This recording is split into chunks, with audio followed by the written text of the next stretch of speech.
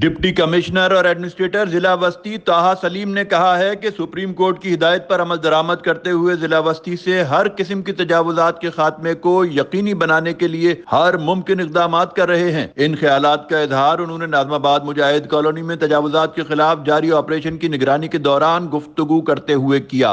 اس موقع پر S S P central Maroof Usman, assistant commissioner Nazimabad محترمہ Zainab Jahandad, deputy director enforcement K D A Jamil Baloch, director anti encroachment بلدیہ وسطی Nadeem Haider, director sanitation اور فوکل پرسن ظہیر احمد اور دیگر متعلقہ افسران بھی موجود تھے۔ طاہا سلیم نے کہا کہ تجاوزات کے خلاف آپریشن میں کسی کو بھی مداخلت کرنے کی اجازت نہیں دی جائے گی۔ انہوں نے کہا کہ ضلع وسطی میں تجاوزات کے خلاف بھرپور کارروائی مکمل خاتمے تک جاری رہے گی۔ واضح رہے کہ ضلع وسطی کے مختلف علاقوں میں سپریم کورٹ کے احکامات پر عمل درآمد کرتے ہوئے ناجائز تجاوزات کے خلاف آپریشن جاری ہے، تاہم اکثر مقامات پر قبضہ مافیا کے کارندوں کی جانب سے اشتعال انگیزی اور سرکاری کام میں رکاوٹ پیدا کرنے کا سلسلہ بھی جاری ہے۔ مجاہد کالونی ناظم آباد میں ناجائز تجاوزات اور تعمیرات کو گرانے کے عمل کے دوران قبضہ مافیا کے غنڈوں نے بلدیہ وسطی کے عملے کو ہراساں کیا۔ تجاوزات کے خلاف آپریشن کو روکنے کے لیے عملے کو زد و کوب کرنے کی کوشش کی گئی اور پتھراؤ بھی کیا گیا، جس کی بنا پر پولیس کو شرپسندوں کے خلاف آنسو گیس استعمال کرنا پڑی۔ مذکورہ علاقے میں ناجائز تعمیرات کرنے والوں کو پہلے ہی نوٹس دے دیے گئے تھے، لیکن مجرمانہ کارروائیوں میں ملوث افراد نے نہ صرف سرکاری فرائض کو انجام دینے والے افسران اور عملے کے ارکان کو ناجائز تعمیرات گرانے سے روکنے کی کوشش کی،